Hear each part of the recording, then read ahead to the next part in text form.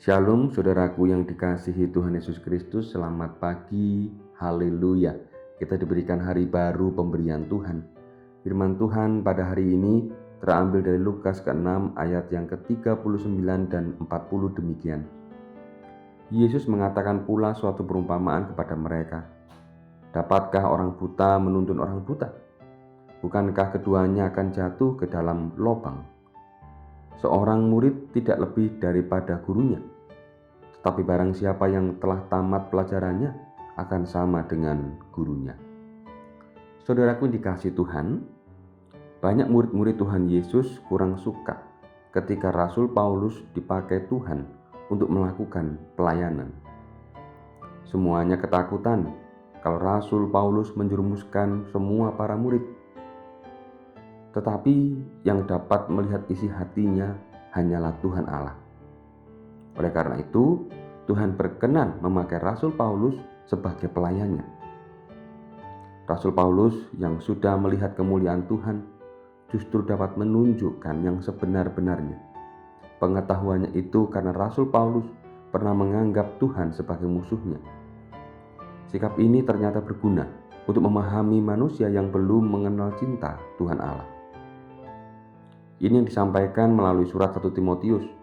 Bagaimana Rasul Paulus mengakui kalau dulu dia belum memahami kemuliaan Tuhan.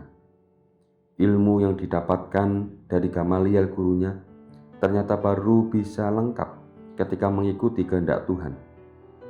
Dengan menjadi pengikut Tuhan, manusia belum tentu menjadi penguasa di dunia. Bisa jadi justru tidak dianggap oleh dunia ini.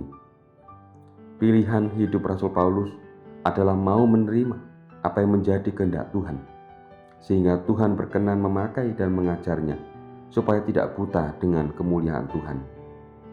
Manusia yang bisa seperti Rasul Paulus adalah manusia yang benar-benar mengetahui karena sudah memiliki pengertian karena belajarnya, kemudian dilanjutkan dengan mengalami kemuliaan Tuhan Allah.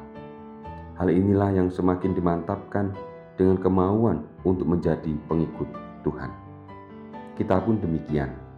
Kita menjadi anak-anak Tuhan. Kita menjadi Kristen. Tentu tidak hanya menjadi Kristen, tetapi mari kita dituntun senantiasa guna memuliakan Tuhan. Karena itulah yang menjadi kehendak-Nya. Kiranya Tuhan menolong dan memberkati kita senantiasa. Amin. Mari kita berdoa. Tuhan, tolong kami agar hidup kami senantiasa dituntun untuk memuliakan nama-Mu. Seperti Rasul Paulus yang Engkau tuntun, maka kami rindu bahwa kami juga dituntun hidup sesuai dengan kehendak Tuhan. Terima kasih Bapa Surgawi, dalam nama Tuhan Yesus kami berdoa. Amin.